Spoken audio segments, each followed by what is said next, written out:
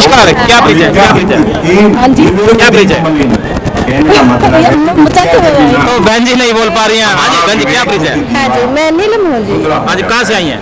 ये यहाँ से जी। बाबा साहब के बारे में क्या जानती हैं? बाबा साहब के जो आदर्श हैं जी हम उनको अपना कर आगे बढ़ेंगे और बाबा साहब के कारण ही हमें जो 33% आरक्षण मिला है उसी के कारण ही हमें पुरुष के साथ कंधे से कंधा मिलाकर मतलब आज जो अपनी नजर उठाकर हम बात कर रहे हैं वो बाबा साहब की ही देन है। तो बहन जी ने बताया कि बाबा साहब ने गरीबों वंचितों सबके लिए बहुत काम किया है। जिन लोगों को ये भ्रांति है कि बाबा साहब ने एक समाज के लोगों के लिए कुछ किया, तो ये उन लोगों को बाबा साहब को पढ़ने की जरूरत है। और भी साथी यहाँ पे मौजूद हैं, बुजुर्ग अंकल जी भी मौजूद हैं। साथियों, आज हम हांसी के डॉक्टर अंबेडकर चौक पर नज़दीक आदर्श पैलेस में मौजूद हैं और यहाँ पर बाबा साहब डॉक्टर भीमराव अंबेडकर जी का जन्मदिवस बड़े भव्य रूप में मनाया जा रहा है।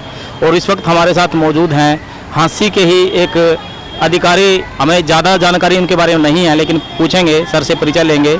लेकिन सुनने में आया कि सर का इस कार्यक्रम को ऑर्गेनाइज करने में और बच्चों को प्रोत्साहित करने में बहुत ज़्यादा योगदान है। हाँ जी सर, नमस्कार, क्या परिचय? नमस्कार, क्या परिचय सर? मैं ओपी मेहरा हूँ। सामाजिक दृष्टि से अगर बात करेंगे तो हांसी के अंदर पूरे हरियाणा की समस्त अम्बेडकरवादी समाज सभा, मैं उसका जनरल सेक्रेटरी हूँ। और अगर मेरे कार्यस्थल के तौर पर बात करेंगे तो हरियाणा राज्य बाल कल्याण में मैं वरिष्ठ बाल कल्याण अधिकारी मुख्यालय पर मेरी पोस्टिंग है चंडीगढ़ में। अच्छा सर, आज बहुत बड़ी संख्या में लोग यहाँ पे मौजूद थे। एक बात हमें नजर आई कि बहुत सारे लोग आपके बारे में चर्चा करें कि यहाँ पर ओम प्रकाश मेहरा जी का बहुत ज़्यादा योगदान है। और मैंने स्टेज पे देखा है बहुत सारे लगभग 100 से ज़्यादा बच्चों को आपने सम्मानित भी किया, प्रोत्साहित भी किया है। तो सर एक बात और कहेंगे कि आज के बच्चों में बाबा साहब को लेकर बहुत ज़्यादा कुछ स्नेह दिखाई दे रहा है आपको? मैं पहले तो ये कहूँगा कि ऑर्गेनाइजेशन जो था, ये आज का जो कार्यक्रम का आयोजन था, ये मेरा न रह करके ये समाज का था। पूरे समाज ने, हमारे सब साथियों ने मिलकर के इसका आयोजन किया। और इस आयोजन में हर साल ये प्रयास रहता है कि जो प्रतिभावान बच्चे हैं कम से कम उनको प्रोत्साहित किया जाए। उनको अगर प्रोत्साहित करेंगे तभी जा कर के बच्चे पढ़ाई से आगे निकलेंगे। कहीं मंदिर मस्जिद या पूजा पाठ से बच्चा आगे नहीं निकलेगा। वो शिक्षा अगर एक ऐसा हथियार है जो शेरनी की तरह दहाड़ेगा तो शिक्षा हासिल करेगा। यही बाबा साहब का मिशन था। और उनकी जयंती के ऊपर हम प्रतिभावान बच्चों को सम्मानित करके समाज को ये दिखाना चाहते हैं कि समाज के अंदर अगर प्रतिभावान बच्चों को इस प्रकार से सम्मानित किया जाएगा तो और बच्चे भी उसी डायरे के ऊपर पढ़ाई की दिशा में आगे अग्रसर होंगे। सर आज के दौर में एक बात और देखने को मिल रही है कि हमारे जो युवा है ना, वो बाबा साहब के प्रति उनका स्नेह प्रेम तो बहुत ज़्यादा है, लेकिन कहीं ना कहीं ऐसा भी लगता है कि ऐसा कि महापुरुषों की तस्वीरों पे माला, विचारों पे ताला, वो बाबा साहब को, महापुरुषों को पढ़ते नहीं है, उन पर अमल नहीं करते, आचरण में उनको लागू नहीं करते। दो बातें हैं, की और को का फर्क है। बाबा साहब की मानना, बाबा साहब को मानना। बाबा साहब की मानने का मतलब है जो उनके विचार थे उनके ऊपर चलना, और को मानने का मतलब ये हुआ कि उनकी कहीं प्रतिमा लगी हुई है, उस प्रतिमा के ऊपर हमने श्रद्धापूर्वक जो है नमन कर दिया और माल्यार्पण कर दिया। कि मैं जहाँ तक विचार मैं समझता हूँ की और को हमें दोनों को ही मानना चाहिए। हमें उनके प्रति श्रद्धा भाव भी रखना चाहिए और उनकी जो शिक्षाएँ थी उसके ऊपर भी हमें चलना चाहिए। अकेला मत्था टेकने से नहीं होगा जब तक उनके तीनों मूल मंत्रों पर हम काम नहीं करेंगे। सर एक बात और पूछना चाहेंगे आपसे, आज के दौर में हमारे युवा में कहीं कहीं नशे की प्रवृत्ति भी देखने को मिल रही है, नशा भी पैर पसारा हमारे हरियाणा में।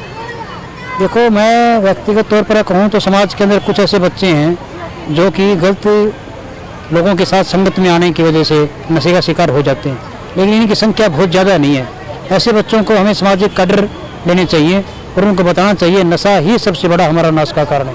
क्योंकि सर ये बात मैंने आपसे इसलिए शेयर की, अभी हम लोग जब रिकॉर्डिंग कर रहे थे तो एक साथी तो मुझे लगा कि वो थोड़ी ड्रिंकिंग किया हुआ था, लेकिन बाबा साहब के उस पे सॉन्ग पे जबरदस्ती नाच रहा था। तो इस बारे में क्या कहना चाहेंगे?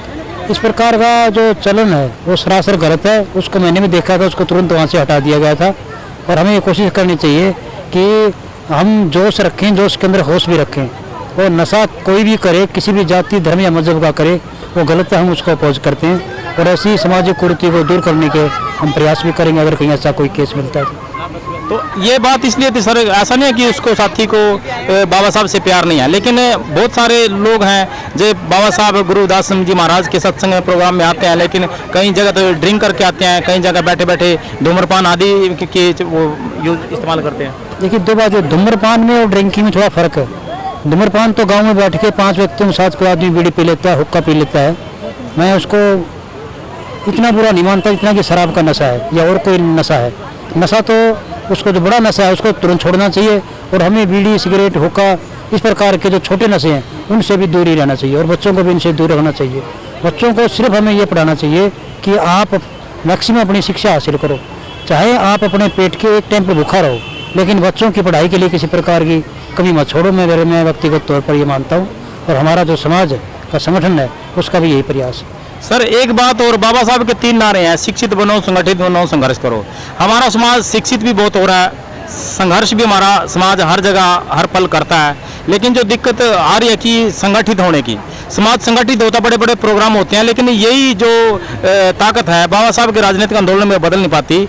संसद में, विधानसभा में जो अम्बेडकरवादी जो विधायक सांसद है वो प्रतिनिधि चुन के नहीं जाते, और उस जब समाज पे दिक्कत आती है, समाज के मुद्दों के अधिकारों के साथ जब हनन होता है तो वो आवाज़ नहीं उठाते।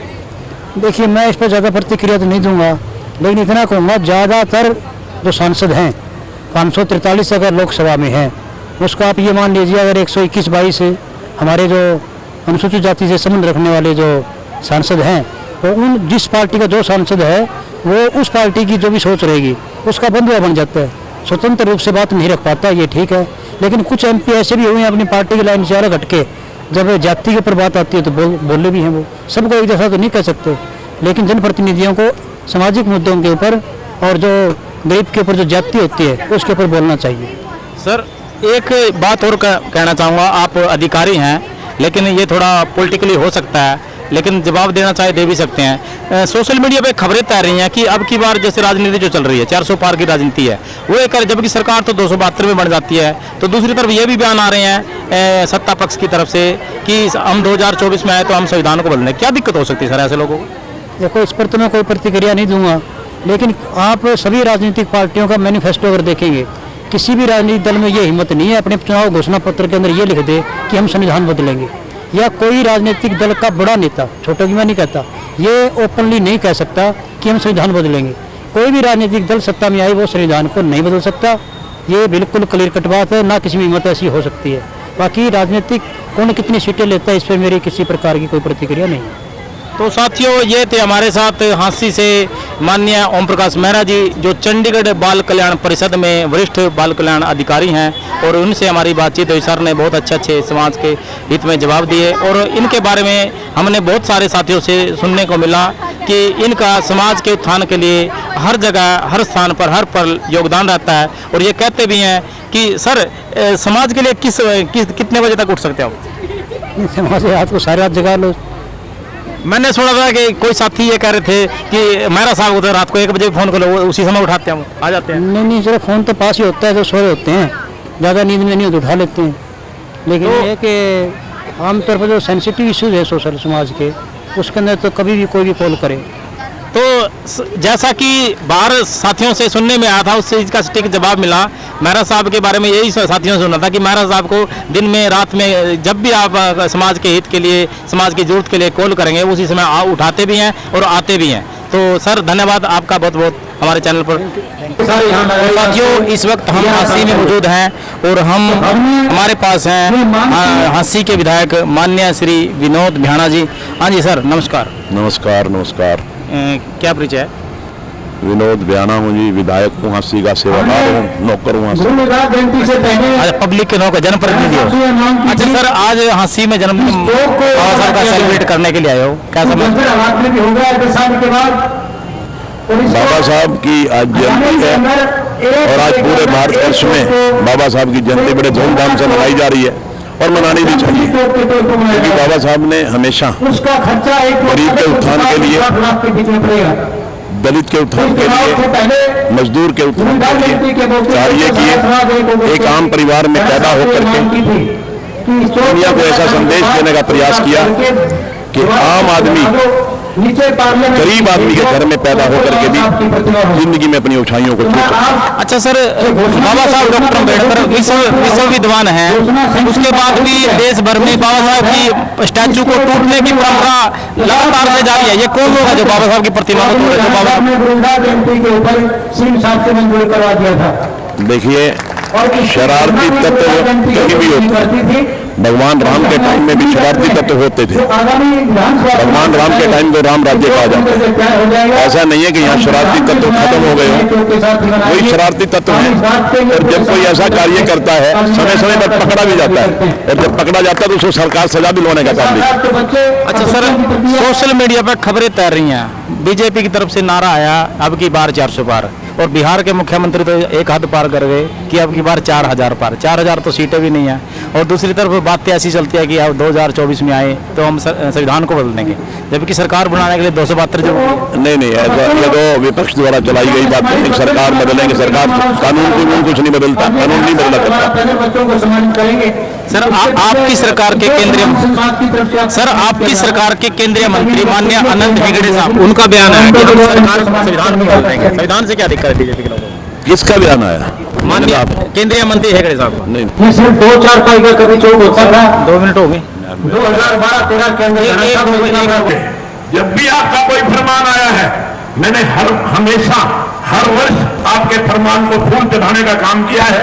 आपकी कोई भी ऐसी बात नहीं जिसको मैंने कभी नकारा हो। आज आचार संहिता के दिन हम कुछ कह नहीं सकते, कुछ बोल नहीं सकते, मगर हम आपकी सेवा के लिए हमेशा हाजिर हैं। जब भी आप जो ड्यूटी लगाओगे, बाबा साहब बाबा भीमराव अम्बेडकर जी के चिन्हों पर चलने के लिए हमारे दिन में जो कार्य लगाओगे, हम हमेशा आपकी सेवा के लिए तत्पर रहेंगे। आप सबका बहुत बहुत धन्यवाद।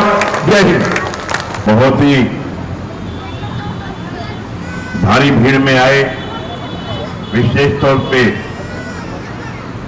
मेरी सम्मानित माताओं, बहनों, बुजुर्गों, भाइयों और बहुत ही प्यारे बच्चों, सर्वप्रथम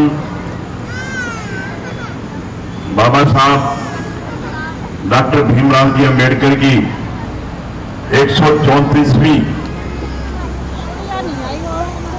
जन्मोत्सव पर मैं आप सबको अपनी ओर से बहुत बहुत मुबारकबाद देता हूं, बहुत बहुत बधाई देता हूं। बहनों और भाइयों,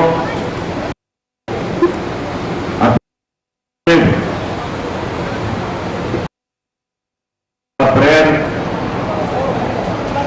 1891 वो दिन था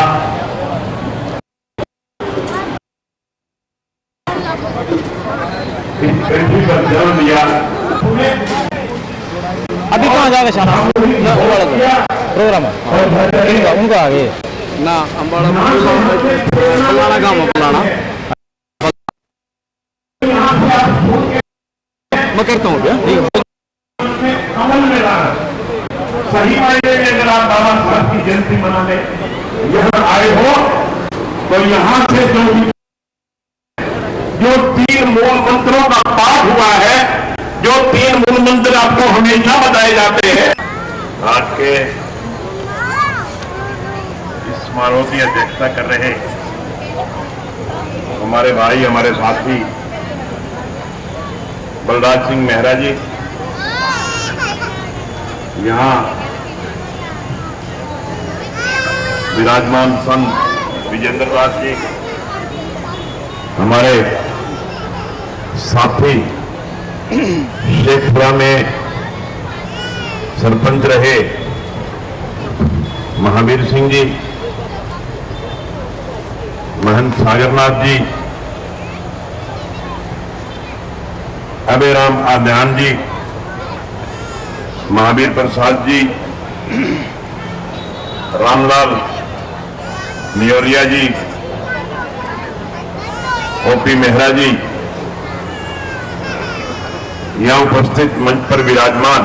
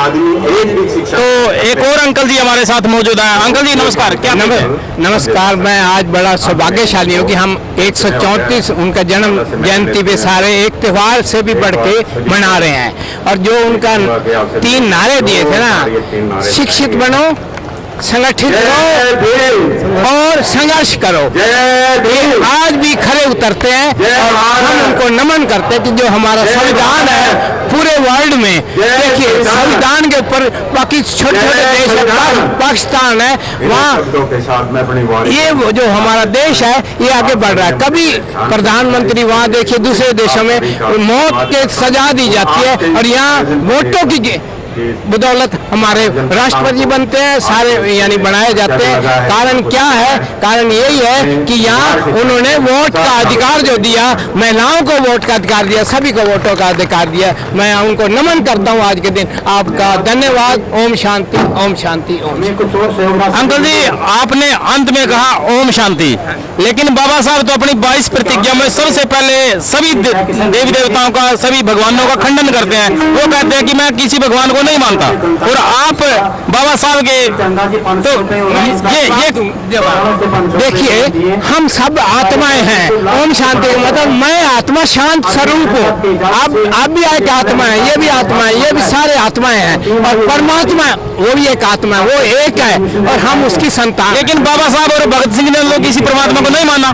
देखिए ये भगवान परमात्मा को तो मानना पड़ेगा। परमात्मा एक है, पूरी सारे धर्मों का एक है, सारे धर्मों का, सारी जातियों का एक है परमात्मा। ये नहीं कि अलग, एक ओंकार सतनाम। संविधान लागू करके बाबा साहब डॉक्टर अम्बेडकर ने ये कहा कि आज के बाद हमें समाज को किसी भगवान के आगे गिड़गिड़ाने की जरूरत नहीं पड़ेगी, वो संविधान के रास्ते पे चलेंगे तो इस देश पर राज करेंगे। देखिए ये तो आपको मानना पड़ेगा, परमात्मा तो है भाई, ये जो संसार चल रहा है परमात्मा है, हम उसके बच्चे हैं भाई। नहीं परमात्मा है, लेकिन बाबा साहब ने तो परमात्मा को नहीं मानना, भगत सिंह ने नहीं मानना। देखो हाँ, ये जो कर्म है ना, कर्म के ऊपर हम ध्यान देते हैं। कर्म ही प्रधान है, अच्छे कर्म करोगे, कर्म ही है सब कुछ। जो जैसे बाबा भीमराव अम्बेडकर हमें नानाजी पावर, शिक्षा पावर है, नानाजी पावर वो हमें दे गए। तो अंकल जी अपना नजरिया है, हालांकि ये बाबा साहब के प्रोग्राम में आए हैं, लेकिन फिर भी एक इनका अपना धार्मिक नजरिया है। किसी की कोई उम्र नहीं पड़ती, एक तरह से व्रत पे इनमें कटाक्ष किया है। हाँ जी बहन जी नमस्कार, कहाँ से आए हैं? क्या हिसार से। हाँ जी क्या जानते हैं बाबा साहब के बारे में? सिर्फ एक ही बात जानती हूँ, वो थे तो हम हैं। हाँ जी अच्छा एक बात बताइए, महिलाएं बाबा साहब के लिए, बाबा साहब ने महिलाओं के लिए सबसे ज्यादा कार्य किया, सबसे ज्यादा अधिकार दिए हैं, क्योंकि सबसे ज्यादा जो बहिष्कृत थी, जो सबसे ज्यादा उत्पीड़ित थी उस समय में महिलाएं थी। वैसे तो सभी थे, लेकिन महिलाओं का बहुत ज्यादा बुरा हाल था। और बाबा साहब ने कहा कि किसी समाज की तरक्की मैं उस समाज की महिलाओं की प्रगति से जानता हूँ कि अगर कितनी शिक्षित हैं, कितनी वो बिजनेस में है, नौकरी पे हैं, महिलाएं बाबा साहब के रास्ते पर न चल के पाखंड नहीं छोड़ पा रही हैं। उसके बाद भी उनको लगता है कि धर्म कर्म में बरतर खड़े से, भूखा रहने से, या फिर ऐसा नहीं है। शिक्षित बनने के बाद काफी सुधार हुआ है, बाकी काफी नहीं छोड़ पा रही है। वो सोचती है दादा परदादा जो करते थे वो, शिक्षित के बाद काफी बदलाव हुआ है, छोड़ चुकी हैं काफी महिला, ऐसी बात नहीं है। मतलब चल रहे हैं धीरे धीरे, काफी समय लगेगा, वो जो नहीं छोड़ पा रही वो भी छोड़ देंगे। घरों में पाखंड मिलता है, देवी देवताओं की मूर्तियां मिलती हैं, एक तरफ बाबा साहब, एक तरफ गुरुदास, एक तरफ मूर्तियां। वो एक धर्म है, धर्म में आस्था रखती है वो, हम धर्म को तो नहीं कह सकते ना कि आप धर्म को ना बदलो। लेकिन बाबा साहब तो अपनी 22 प्रतिज्ञा में सीधे कहते हैं मैं किसी गणपति को, किसी राम की कृष्ण राम को मैं भगवान नहीं मानता। नहीं काफी सुधार आ चुका है और धीरे धीरे आ जाएगा। बाबा साहब ने अपनी 22 प्रतिज्ञा में ही सभी देवी देवताओं का, सभी भगवानों का खंडन किया। नहीं तो बहुत सारी महिलाएं सुधार में आ गई, तो पीछे पीछे वो भी आ जाएगा। अब आगे की जो जनरेशन है, हमारी बहू भी आती है, वो नहीं मानती, नहीं व्रत करती। तो बहन जी ने बताया कि अभी धीरे धीरे जनरेशन बदल रही है, समाज सुधर रहा है और बहुत बदलाव आ रहा है। जो नई पढ़ाई लिखी जो आगे जनरेशन आ रही है वो पखंड से दूर होती जा रही है, सुधर है, सुधार हो रहा है, ऐसी बात नहीं है। और भी वो बहन जी मौजूद हैं यहाँ पे। हाँ जी बहन जी नमस्कार, क्या परिचय? प्रेमलता। कहाँ से आए? बाल भवन हिसार। बाबा साहब के बारे में क्या जानते हो? सुनाए गए बाबा साहब बहुत अच्छे व्यक्ति थे जिन्होंने महिलाओं के लिए सब कुछ उनके किया। मार्गदर्शन को अपनाकर अच्छा, बाबा साहब ने हमारे लिए तो बहुत कुछ किया, क्या हमने बाबा साहब के सपने के लिए कुछ किया? हजारों दिन मचलते थे, अभी तक तो आपने बस क्या किया? दिन रुकते थे, अभी तक तो कुछ भी नहीं है, बस यहाँ आए अम्बेडकर चैरिटी है। आज जो मैं यहाँ बैठी हूँ वो बाबा जी की देन है। आज अगर हम अपनी मायके से भी प्रॉपर्टी का हिस्सा बनते तो वो भी बाबा साहब की। माइक के बताओ बहन जी, मैं ये नहीं कह रहा कि हम सब ये कहते हैं कि बाबा साहब ने हमारे लिए बहुत कुछ किया, हमने बाबा साहब के मिशन के लिए क्या किया? हमने बाबा साहब आपने क्या किया ये बताओ? हमने मैं एक डिस्ट्रिक्ट चाइल्ड वेलफेयर ऑफिसर हूँ और बाबा जी को मैंने ये बन के दिखाया जो एक महिला बन सकती है वो आज अपने पैरों पर खड़ी है। आज अपने घर के साथ साथ एक डिपार्टमेंट को चला रही है, अपने घर को चला रही है, अपने बच्चों को पाल रही है। ये बाबा साहब के ही नक्शे कदम पर हम जो चल रहे हैं, जो आज हम डिस्ट्रिक्ट मैं जो आज जो मेरी पोस्ट है वो district child welfare officer Sirsa में हूँ। तो ये पूनम नागपाल और आज तो ये मैडम पूनम नागपाल जी हैं और जो डिस्ट्रिक्ट चाइल्ड वेलफेयर ऑफिसर हैं सिरसा में ये तैनात हैं। इन्होंने बताया कि बाबा साहब को आदर्श मानकर बाबा साहब के रास्ते पर चल के मैं पढ़ लिख कर मैं आज एक डिस्ट्रिक्ट के अधिकारी हूँ। बहुत अच्छी बात है, बहुत बधाई हो आपको। और भी बहने बाबा साहब के बारे में बहुत कुछ चाहते हैं। उन्होंने हमारे को कुर्बानी दी, अपने अधिकार दिए कि हम आगे बढ़ सके और अपनी सुरक्षा कर सके। तो माता जी ने बताया कि बाबा साहब ने हमारे समाज के लिए बहुत कुछ किया है, बाबा साहब ने हमारे लिए बहुत कुर्बानियां दी हैं।